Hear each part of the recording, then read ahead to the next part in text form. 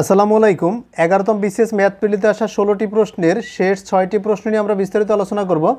এখানে 11 নম্বরে দেওয়া আছে a cube minus b cube সমান 513, a মাইনাস b সমান 3, তাহলে ab সমান কত? এই তিনটার সমন্বয় করে একটা সূত্র আছে, যেমন a cube minus b cube সমান a minus b whole cube plus 3ab into a minus b। এখন আমরা ভ্যালুগুলো বসাই দেব। এ কিউব মাইনাস বি কিউবের ভ্যালু হচ্ছে 513 আর এ মাইনাস বির ভ্যালু হচ্ছে 3 উপর কিউব দিলে হবে এই যে কিউব, তাহলে আসবে 27 plus 3 into A B into A minus বির মান হচ্ছে 3। এরপরে এই 27 ওই পাশে চলে যাবে, মাইনাস হয়ে যাবে, তাহলে আমরা বলতে পারবো 513 মাইনাস 27। এটাকে বা দিয়ে দিই, আর এইখানে 3 3 9 9 ab, তাহলে আমরা বলতে পারবো 9ab সমান এই 513 থেকে যদি 27 চলে যায় থাকবে 486। এরপরে 9abর সাথে গুণাকার আছে, ওই পাশে গেলে ভাগ হয়ে যাবে, তাহলে 486 ভাগ হয়ে যাবে 9, কত আসবে? 54। কারণ 9 দ্বারা এই 48কে ভাগ করলে 5 বার যাবে, 5 নং 45 থাকবে 3 36, 4 নং 36, এরকম মুখে মুখে করা যায়। অতএব এবির রেজাল্ট হচ্ছে 54। 12 নম্বরে বলছে এতকে এত দিয়ে ভাগ করলে ভাগশেষ কত হবে? তাহলে আমরা এইটাকে ভাগ করব। এখন এইটা যেহেতু এইভাবে গুণাকার আছে, এটাকে আমরা একটা গুণ করে দেখি কত আসে। তাহলে এটা একটা সূত্র যায় a plus B into A minus B. A plus B into A minus B সূত্র হচ্ছে A square minus B square, মানে 3 স্কোয়ার দিলে হবে 9। তাহলে আমরা বলতে পারবো এইটাকে ভাগ করব আমরা এক্স স্কোয়ার মাইনাস 6 দ্বারা। তাহলে এইটা দ্বারা ভাগ করলে আমরা দেখি কত আসে। এক্স স্কোয়ার মাইনাস 9কে ভাগ করব এক্স স্কোয়ার মাইনাস 6 দ্বারা। তাহলে প্রথমে এইটা সর্বোচ্চ পাওয়ার বিশিষ্ট যে চলক এক্স স্কোয়ার, এখানে সর্বোচ্চ কত? X square.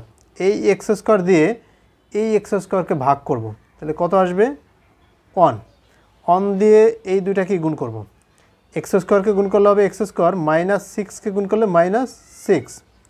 এরপর বিয়োগ করব, বিয়োগ করলে সাইন পরিবর্তন হবে, প্লাস হবে, আর এটা হয়ে যাবে মাইনাস।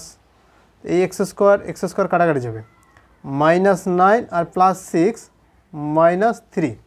তাহলে আমরা বলতে পারবো এটাকে এটা দ্বারা ভাগ করলে ভাগশেষ আসবে -3, যেটা সঠিক উত্তর হচ্ছে ঘ নম্বরে। 13 নম্বর দেওয়া আছে 1 মিটার সমান কত ইঞ্চি? এখন 1 মিটার সমান আমরা জানি 100 সেন্টিমিটার, আবার 2.54 সেন্টিমিটার সমান 1 ইঞ্চি। এখন দেখুন, তাহলে এই 1 মিটার সমান কত ইঞ্চি চেয়েছে, তাহলে 1 মিটার আমরা 100 সেন্টিমিটার বলতে পারি, আবার 100 সেন্টিমিটার থেকে আমরা যাব ইঞ্চিতে, তাহলে 2.54 দ্বারা ভাগ করতে হবে, তখন ইঞ্চিতে চলে যাবে। তাহলে আমরা 2.54 দ্বারা ভাগ করব 100কে। এটার সঠিক উত্তর হচ্ছে 39.37 এত ইঞ্চি। এটা আপনারা ভাগ করে দেখতে পারেন, 2.54 দ্বারা 100কে ভাগ করে দেখেন, এইটাই রেজাল্ট আসবে। তাহলে এটা সঠিক উত্তর হচ্ছে 39.37 ইঞ্চি। এখানে 14 নম্বর অঙ্কটার কোনো মিল নেই, কারণ 14 নম্বরের কিছু ইনফরমেশনে ঘাটতি আছে, আসলে সঠিকভাবে ইনফরমেশনগুলো দেয়নি। এখানে 15 নম্বরে একটা ঘড়ির কাঁটার অঙ্ক দেওয়া আছে। এখানে সময় হচ্ছে 2টা 15 মিনিট। তার বলছে 2টা 15 মিনিটের সময় ঘন্টার কাঁটা মিনিটের কাঁটার মধ্যে কত ডিগ্রি কোণ উৎপন্ন করবে। এইটা একটা সূত্র আছে যে ঘন্টার কাঁটা মিনিটের কাঁটার মধ্যে যে কোণ উৎপন্ন করে সেটা সমান, আমরা লিখতে পারি 11 ইন্টু এম।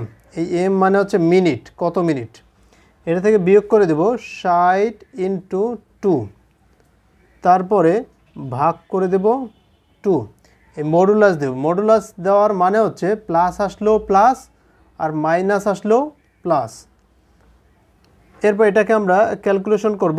এই 11 আর এম মানে মিনিট, মিনিট হচ্ছে কত? 15 মিনিট। তো 11কে 15 দ্বারা আমরা ভাগ করব, গুণ করব, 100 65 মাইনাস 60কে 2 দ্বারা গুণ করব 120, নিচে হয়ে যাবে 2, মডুলাস দিলাম।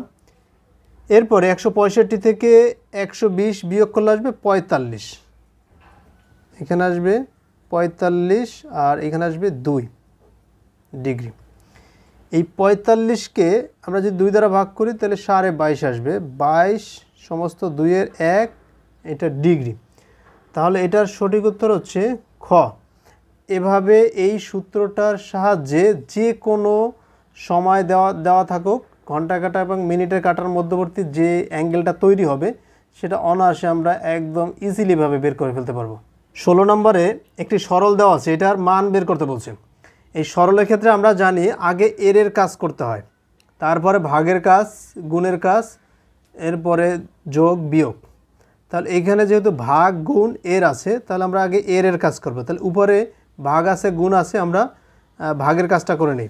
তাহলে 5 ভাগটা গুণ হয়ে গেলে উল্টায় যাবে, এই 15-র নিচে আছে মনে মনে 1, তাহলে 1/15 ইন্টু 15, আর নিচে আমরা এর কাজটা আগে করব। তাহলে এর কাজ, এর মানে গুণ, এই 15 আমরা গুণ করে দেব, 15 গুণ করলে 225। এরপরে এই 15 আর এই 15 কাটাকাটি যায়, থাকে এখানে কত 1 দ্বারা 5-এর ইন্টু করলে আসবে 5, আর নিচে ভাগ গুণ হয়ে যাবে, গুণ হয়ে গেলে উল্টায় যাবে, এই 225 উল্টায় যাবে, তাহলে উপরে থাকবে 1, নিচে 225। এই 5 দিয়ে 225-এর কাটলে হবে 45। তাহলে ভগ্নাংশটা আসবে এভাবে 5 1/45।